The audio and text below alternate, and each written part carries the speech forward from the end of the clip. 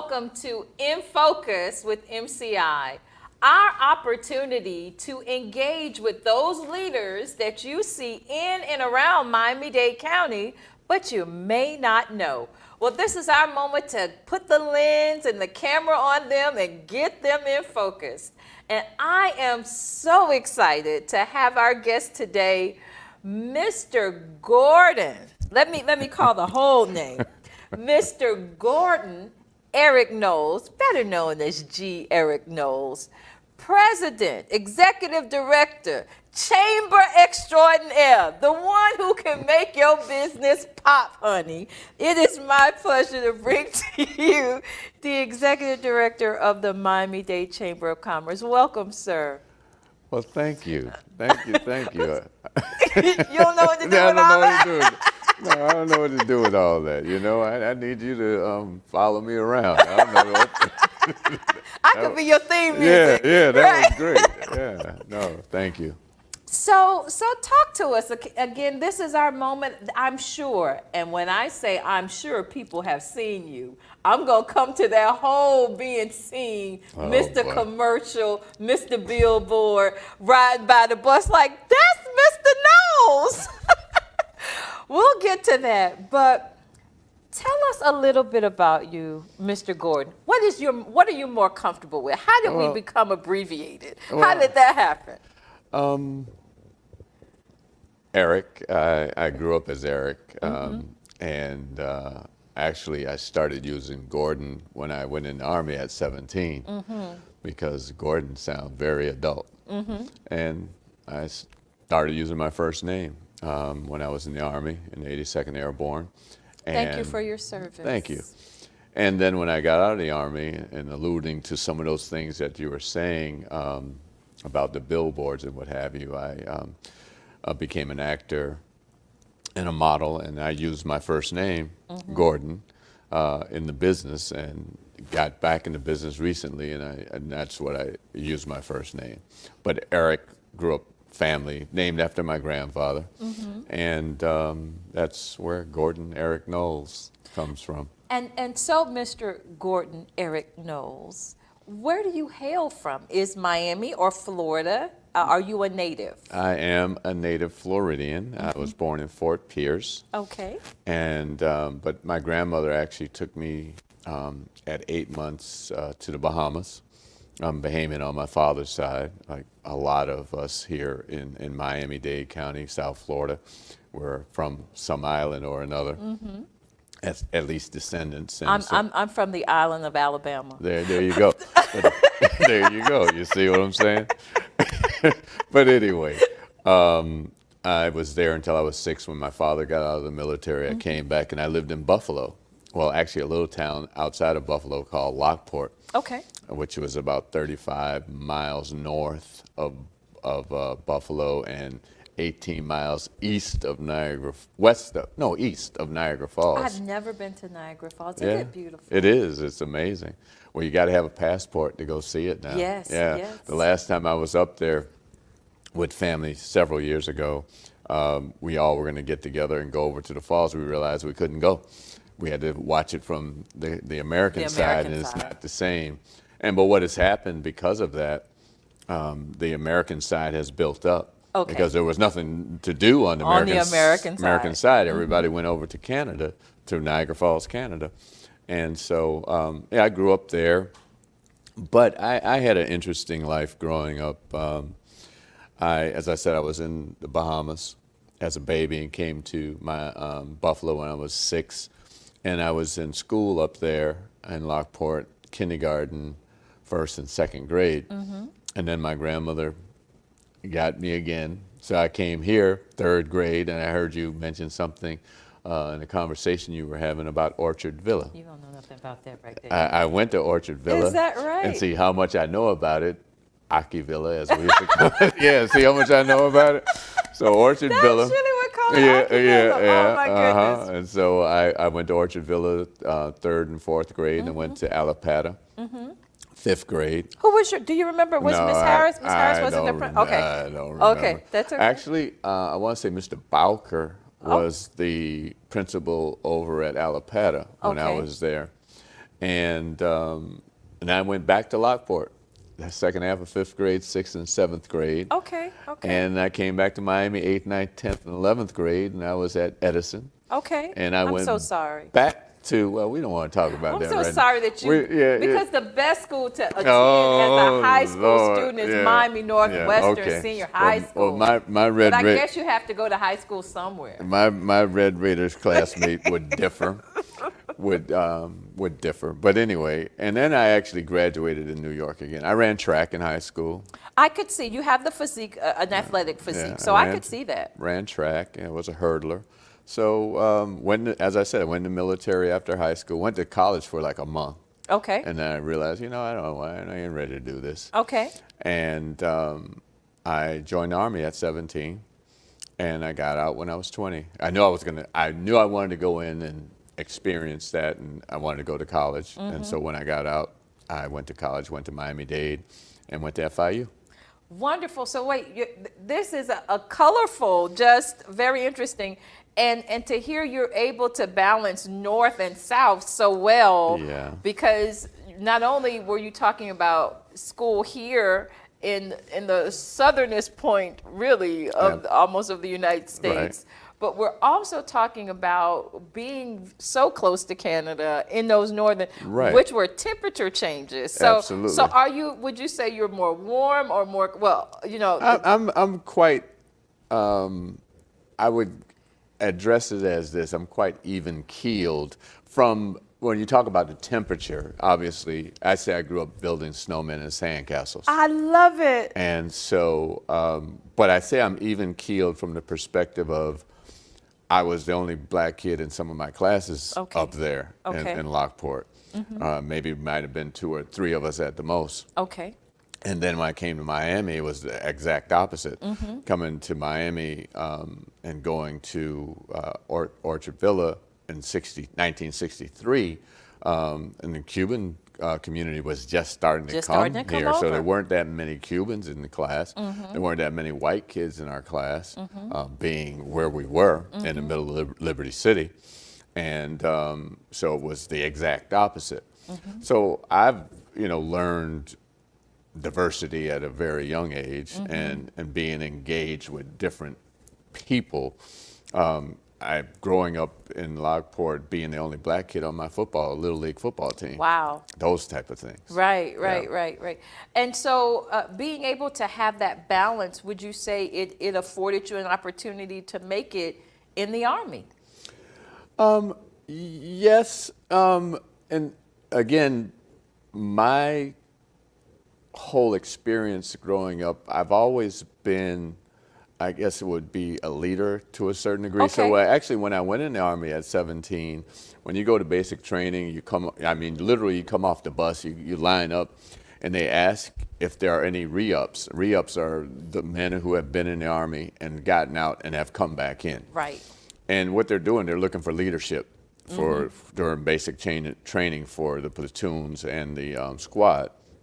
So I was a Boy Scout, ran track, captain track team, those type of things. So I became a squad leader.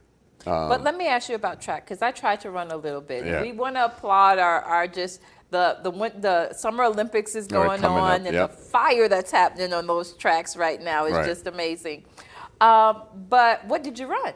I was a hurdler. Yes, you just said. You said that earlier. And actually, I was ranked number 1 in Western New York in the hurdles. Is that when I ran? right? But I go back and I look at that in terms of coaching, and I don't want to knock my coaches, but I just say if we had the coaches we had now, I probably would have been an Olympic runner. But anyway, going back to the point I was making about growing up. And the experiences that I had provided you that leadership. The leadership piece of it. Went through basic training, was a squad leader, I was in charge of 10 men at 17, and then I became a platoon leader. I was in charge of 4 squads. I'm in charge of 40 men. So I've always been that, type of individual that was leading. And throughout my career, I've just always been inspired to inspire people, and that's what leadership is about. And it really is. Yeah. It really is. So then going through the Army, again, thank you for your service. But what then sparked this acting modeling bug? Well, actually, it's a proper segue because actually I befriended a gentleman who opened a clothing store while I was in the Army, and I did my first fashion show while I was in the Army. Okay. So when I got out of the Army, came back and went to Miami-Dade, one of my counselors, Laverne Smith, she modeled and she also was an actress. And we talked and obviously gave her my interest, and she connected me to an agent, and that began my career. And I did that for 20 years. Really? Yeah, I did it for 20 years before working for the Miami Dolphins, and I started working with the Dolphins in 1997. So you made a full acting and modeling career, which most people just aspire, and after 6 months or 2 years, they say, wait, I got to go make some bread. But you were able to sustain yourself for 20 years. Well, not necessarily to sustain myself through that, because it's not easy. I was never the one to be a starving artist. Right. I wasn't that guy. I wasn't gonna, eat peanut butter every day until I made it. Right. And maybe that's why I never, went to LA, because that wasn't my inspiration per se.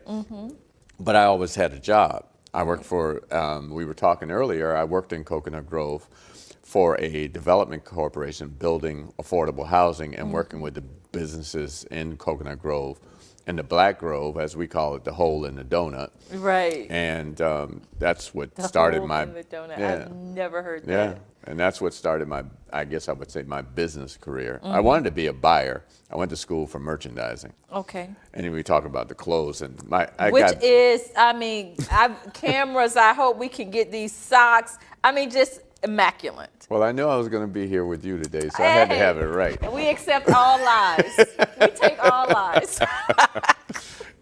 And so my grandmother she was a domestic worker on Miami Beach. She worked for 2 doctors. But my grandmother was the one, she dressed up immaculately every day to go to work, and she did not wear a uniform. She refused to wear a uniform. And I remember she brought me my first pair of Bali shoes when I was like in the 10th grade. So, wow. And growing up back in the 60s and 70s when, fashion was men were men when they dressed. Oh, yes, there was a statement being made about how you... And, Miami, there was King the Tailor and East Coast tailors, and we had our pants made, and we wore Nick shirts, and we were really serious about our, the way we dressed. And so it's been a part of my life. And looking at young people are really kind of the digression of what you are saying about being formally dressed, or how does that make you feel, or what do you think when you see it? I tell you, it hits me a certain way, in particular when I see young ladies. I have 2 daughters, one who's a rising senior at FAMU. And when I see young ladies, they dress to the nines, ladies, you're looking beautiful today. And then the young men, they got the pants hanging off their butt and they're on a t-shirt. And the young ladies got on this beautiful dress and beautiful shoes. And I try to figure this out. Balance that out. In my head, but, hey, young people are going to do what they're going to do. But as it relates to, and then kind of coming to your business acumen and what you're doing to really keep minority businesses, or just business in general, but with a specialty in minority businesses, keeping them alive, afloat, and relevant, what would you say, because we do show this to our middle school and high school students in our program, how significant is it to have decorum and dress and present yourself? Well, it's absolutely important. As they say, you get one time to make a first impression when you walk in a room. But actually, I say you actually have 2 times to make a first impression. When you walk in a room, to look the part, but when you open your mouth, and what comes out is that, because you can look great, but not express or deliver what it is that other person is looking for, in particular, whether you are working on a contract or trying to get a job, you have to be able to articulate what it is that you desire. So I think it's very important. I'm not saying you have to wear a suit every day, but you have to present yourself properly. That you feel a sense of pride. So I did skip to the business acumen, but how does it feel, or what's that process to be tapped on your shoulder to say you are the one for this commercial, or to drive down the street and a bus passes by with your picture on it?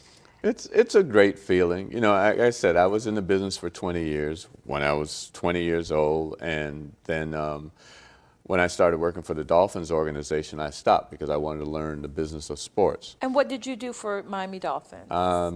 Different things. I was a community relations director. Yes, you were, and did it government very well. affairs, guest services director. I trained all the 3,500 game day employees. I did that for a few years, and then I was operations. I ran the stadium for about 4 or 5 years, and then I went back to community and government before I left. And we applaud you for that work, keeping the Dolphins organization that had its nights in the moonlight and its nights in the sunshine, but raising their consciousness of the need to be comfortable and familiar and their social responsibility. Absolutely. I would say that I was a part of taking them to where they are now. I mean, I remember being a part of the 5,000 Role Models program, that I brought the role model of the game to the stadium when the Dolphins were playing, and we would recognize 2 young men, and as I said, role model of the game and a teacher.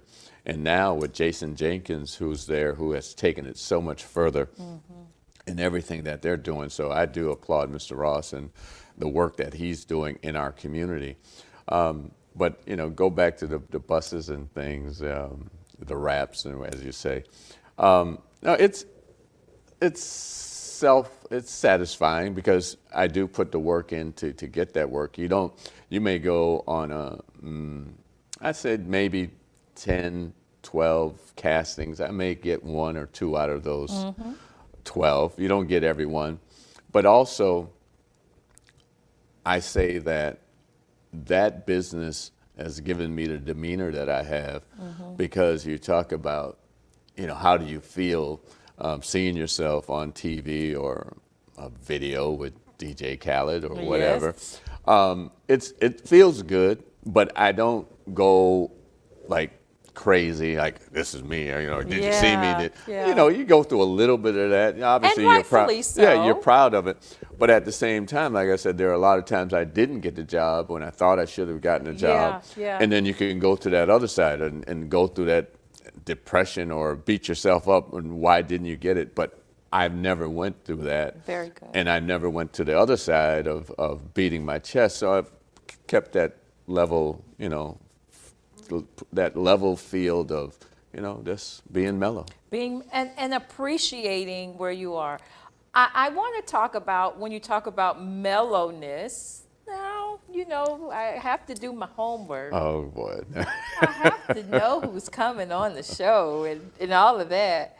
And so, even prior to this, maybe a year or so ago, I saw somebody balancing by a pool. They were doing all of these poses that I do in my head when I think of. Talk to us about this yoga experience and what that process is, because you talked about being level and understanding space and place. Right. How has yoga played in your life, or how does yoga play in your life? Well, I practiced off and on for several years, and a couple of years ago I said, I want to get a little deeper in my practice, and I got certified to teach. So I got my 200 hours. There's actually, you can be a 500-hour certified yoga instructor, and there's another 300 hours that you take. But right now I'm satisfied with the 200. Okay. But yoga, a lot of people look at it as the movement, like you said, the poses, as I say, but they're obviously exercise. It's not just the movement. It is a spiritual and it's an very awakening practice. Because, it's not necessarily common to African Americans to practice yoga. Yeah. Well, there are a lot more. I was about to say, there is a sure uptick in uprising in following it. So educate our community on what the practices are. Well, yoga, again, it's a practice of centering yourself and not being distracted by things that don't really mean anything. It's embracing those things that are important, like love your family, respect your family. And they go through a number of things. They talk about don't steal, don't overeat, right. All those things that we learn, but we don't not necessarily think about all the time. And it's also about doing those right things, being good, looking out for your fellow man, your fellow woman. But again, it is about living within and not excessive. Gotcha. And you said it's a deeply spiritual, but of course we only see the movement, physical, the physical part of it. Yeah. What type of discipline did it take to get to some of because it seems there are levels to that. Oh yeah, well, it's practice, and you got to do it every day to get there. And you practice every day. I have been through a process of practicing every day. I can't say that I'm practicing every day now. I'm actually going through this process of getting back to practicing every day. Listen, COVID had us all kind of like, let life be. And and you see a lot of folks who, like you said, they do these different movements. Everybody can't do all these movements, regardless, even if you wanted to, if you practice every day, because our bodies are all made differently. Made so different. And that's one thing when I was taking the 200 hours, you even look at your hip sockets. And each one is made differently. Yeah. And so some people you hear people being double jointed. Yeah. And then you see gymnasts, those folks would be able to do the things that, again, I would never be able to do, and I wouldn't attempt to do, because the other thing, you don't want to hurt yourself. Right. So to see not only someone of color doing it, but more especially a man doing it is a whole nother level of enlightenment and awakening.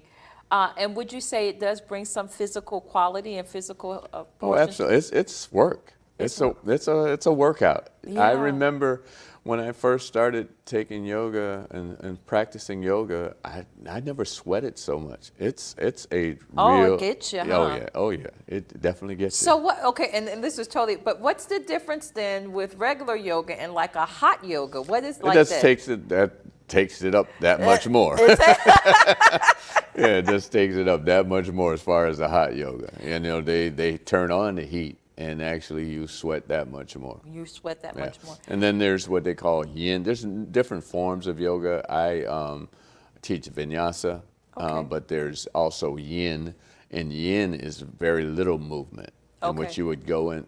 Basically, most of the work is on the floor, and you stay in a particular position like 2 to 3 minutes. So it's a for mental growth. Okay, mental exercise. Yeah. So now let's talk about what we know you for most, right? Because now, again, this is In Focus, allowing people to see you a little more closer. We know you from the Chamber of Commerce. Right. Now, often it could be interesting for those of us in or outside of the business world. When we think about Miami-Dade, or we think about the Chamber of Commerce, sometimes I think people gravitate or think of the Greater Miami Chamber of Commerce. Talk to us about the uniqueness and specificality as it relates to Miami-Dade Chamber of Commerce. Okay, well, as you mentioned, the Greater Miami Chamber, we call it the grandfather because it's been around since Miami was incorporated, basically. It's roughly 110 or more years old. The Miami-Dade Chamber was founded in 1974 by a group of black businessmen and women. T. Willard Fair, Ron Frazier happened to be a part of that, M. Athley Range. David Fincher, who was a police officer who started a security company, he was the first president of the chamber. Okay. And the chamber was founded because of the lack of opportunity and a lack of diversity, even with the Greater Miami Chamber at that particular time. And so here we are in 2021 still talking about the lack of opportunity. So it was really the thought of creating a space for Black businesses. Correct. Right. Absolutely. So our focus is to create opportunities for economic and social transformation in our community.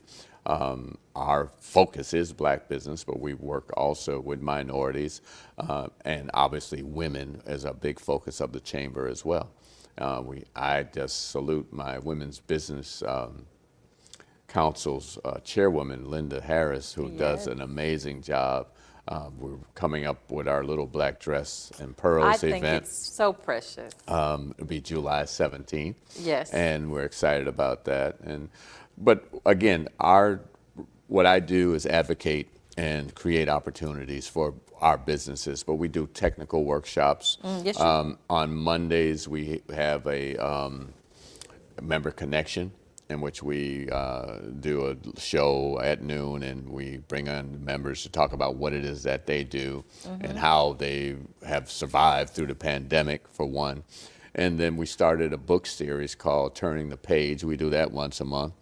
And the one thing during the beginning of the pandemic, we were on Zooming every day, bringing information to our members so that they can access PPP, EIDL, and the state of Florida's emergency money. And so understanding that there's a community or a safe space for minority businesses to come and understand that they can get, as you say, technical assistance, but just sometimes that just moral support. Absolutely. Having like-minded individuals in a room, a lot of people have a misnomer of what chambers do. A lot of them say, well, I'm going to join a chamber, and they think they're going to, money is going to start rolling in. No. Yes, because that's a part of some of the business thought process. I get my business plan, I get some money, I get funded, and I join the chamber, and life. It's going to be wonderful. And then everybody's going to come and walk through the door of my business. And the analogy I always use, a lot of us join the gym, may go once or twice, and then we don't go anymore. So you're spending this money expecting to have this transformation, but you're not participating. But what does that work look like? What do you mean? I've paid my fees, I paid my dues. You're supposed to do it for me. What does that mean? No, you got to, in order to get something out of something, you got to put something in. Yes. So what does that mean? It means, as I mentioned, the Women's Business Council is becoming a part of a committee. We have a construction committee, we have an advocacy committee, we have a Women's Business Council, we have a membership committee. So it's getting engaged in those committees and helping access opportunities and connecting through those various opportunities. Committees really run a chamber. And so then, but it's really about, as you say, connecting with those, but building your business through networking. Absolutely. Understanding who's in that room. Exactly. It's a platform that chambers put there for you, having a place that you can go and make those connections. So, and then as a member of the chamber, I get engaged, I find out what's going on, but it also, you also, as you mentioned, share information about funding opportunities. Absolutely. You find out about contracts and moments that are coming available for minority. And by joining that, you also have a member spotlight that comes out on through like a constant contact. Right, absolutely. That comes out on Friday. And what we did, we do the member connection on Monday, and then we spotlight the member on the Friday through the member spotlight. And about how many people are engaged in the chamber? Roughly, we have about 300 members, but we got to grow that. That's still amazing. Yeah. That's 300 interconnected businesses that are doing business within South Florida. And for someone who's looking for other colleagues to share thoughts and expansions, that's a tremendous group to start with. Absolutely. And you have from small business to large corporations. Absolutely, because we do business with the Miami Dolphins, we do the Florida Marlins, Bank of America, Wells Fargo, the list goes on. So we try, again, to connect our smaller businesses to those large opportunities, doing business with Miami-Dade County School Board, how to get certified, how to do business with the school board, how to do business with Jackson Hospital. There you go, yes. Exactly. And so I cannot have this moment and not talk about the premier South Florida event that happens every year that gives me an opportunity to get pretty for a day. Yeah. Tell me about this gala that you have. Well, it's one of the premier events, as you said, in South Florida. We do it every December. We recognize 3 or 4 individuals. We have the H.T. Smith Lifetime Achievement Award. We have the Citizen of the Year Award. We have the Distinguished Service Award. And we have the David Fincher Young Innovator Award, recognizing David Fincher for being the founder of the Chamber. It is a gala to help raise money for us to run the Chamber. Roughly about 800 folks come to that this year. Our honorary chair is Stephen Ross, the owner of the Dolphins. We're actually going to have it at the Dolphins facility this year. It's going to be pretty unique. And we're going to kind of be a little bit laid back. It's going to be linen, and we're going to have something like an Art Blanc type of event. It's going to be all white, and find that beautiful linen dress. Or, we got you. I know you do. I know you do. I know you do. But yeah, it's a great event. So you're planning to do it in person. I know all of us had to lay back last year in COVID, but you're coming back this year. Coming back this year. Last year we did a virtual. We had Bill Bellamy as our MC, and he did a little comedy. But trying to get I am not even going to say who I'm trying to get. Okay. But we're trying to take it to the next level. I believe it. And I believe with you, it will be at the next level. Yeah. I cannot believe this time has gone by so quickly. We kind of had a pre-moment where you say, how are we going to be able to get through this moment? And here it is. Any last or engaging thoughts you want to share? Talk to them again about membership, where they can connect with you. And just tell us what you want us to know, sir. Well, definitely, businesses have suffered quite a bit, and that's because of what I say, a lack of having the back of your house together. A lot of businesses, I say, they play business. You have a great hobby, you're great at baking, you're great at sewing, or whatever it is that you do. You might be great at landscaping, but you don't have an accountant, you don't have a marketing team behind you, you don't have public relations, you don't have a CPA. So joining the Chamber helps you get your mind right, tune your mind up to what it is that you need to grow your business, to help scale your business. So definitely want people to engage with us. We're at www.m-dcc.org, or you can call the Chamber at 305-751-8648. And become a member, find out more about the Chamber. As I said, I mentioned the various committees. We have an international trade committee, so we're actually looking to do business with the various islands. As we first started talking, so many, you're from the island of Alabama. And so many of us are from Jamaica, Haiti, Bahamas, Cuba, although you can't do any trade with Cuba. Right now. But Dominican Republic, there's so many opportunities, and so because we're at the gateway of the South Americas. When you think about international travel, we are the second largest behind New York in international travel. Folks coming to Miami, so there's a lot of opportunity here. So again, Gordon, Eric Knowles, Mr. G. Eric Knowles, it has been a distinct pleasure to have you. Thank you for leading our Miami-Dade Chamber of Commerce. Thank you for securing and ensuring there is a safe space for Black and brown entrepreneurs, that they can come and ask questions that they may not feel comfortable having anywhere else. You have a great team, and we're so happy again to have you there. For those of you who are watching, you've had your moments in focus with the leadership, the tremendous leadership of Mr. G. Eric Knowles, head of our Miami-Dade Chamber of Commerce. Thank you for joining us, and we're so happy you've been with us. We look forward to seeing you soon.